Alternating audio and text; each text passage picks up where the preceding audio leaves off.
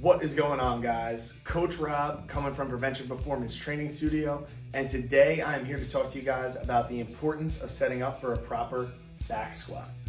A lot of the times the setup for the back squat is very overlooked.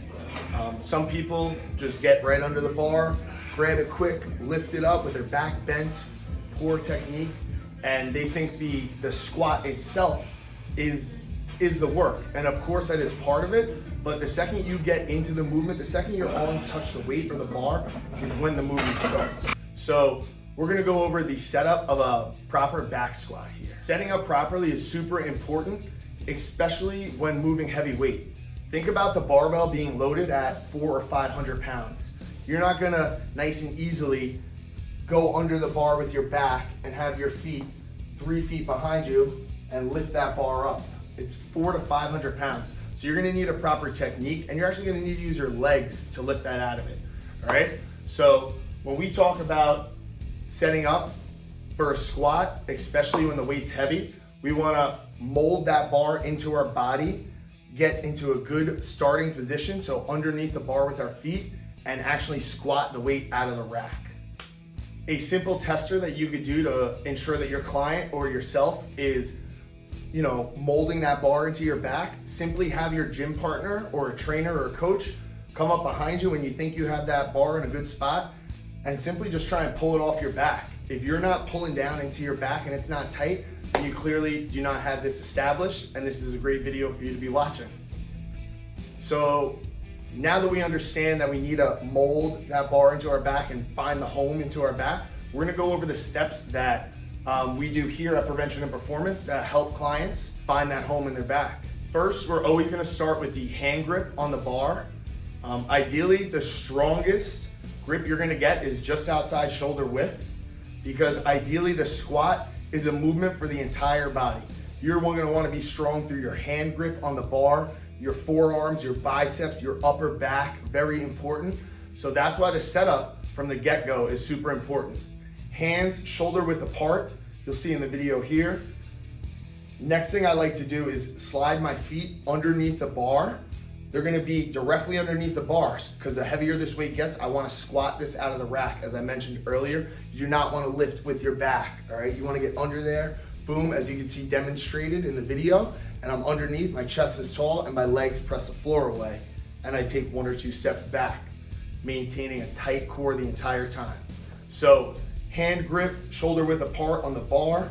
We're gonna slide those feet underneath it. You can actually see me bring my chest to the bar and engage my shoulder blades before I go underneath the barbell and retract the shoulder blades. That's just a little primer. I like to bring the barbell right to my chest, throw my elbows back and squeeze my back, engage my core, and I'll open my knees up and slide underneath the bar.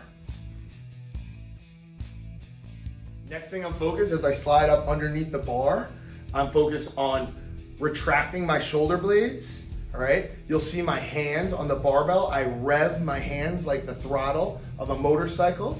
So I'm rolling the bar backwards, engaging my mid-back, shoulder blades and all. Once I find that mid-back pack and I'm getting tight through there, I will adjust some things through my neck.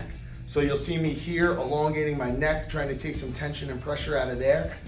The same time I'm doing that, once it stretches and I have the pressure out of the neck, I'm gonna chin tug back and push that head backwards into the barbell, and that's gonna create more upper back tension and security. Again, finding that home for the barbell.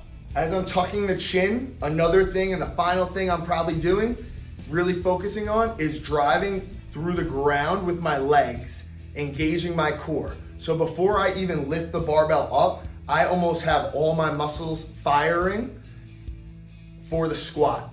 I'm literally starting the squat from here. Legs are engaged, core super tight, elbows are pulling down into the back. I'll take a nice deep breath in before the rack, squat up and stay tight for my 1 or 2 to 3 steps back.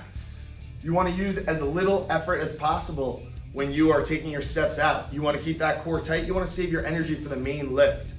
All right, as I mentioned, it starts from when we're setting up, but you want to conserve that energy for the hardest part of the movement, going all the way down and all the way up.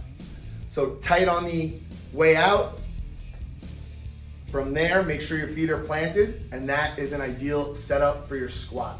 There are a lot of different techniques that different coaches will use, maybe a different sequence. At the end of the day, this is how you're gonna wanna set up for your perfect back squat. Hopefully you guys found this video useful. There's a lot of misconception that can go into the squat. There's a lot of information that can go into the squat. Hopefully you guys take some of this from this video, utilize it in your techniques and daily training habits, and keep on getting better. If you guys are on the island and interested in getting any one-on-one training or technique advice, feel free to reach out to us. We are more than welcome to help you guys. Thanks for watching. Stay tuned for more videos and be sure to subscribe.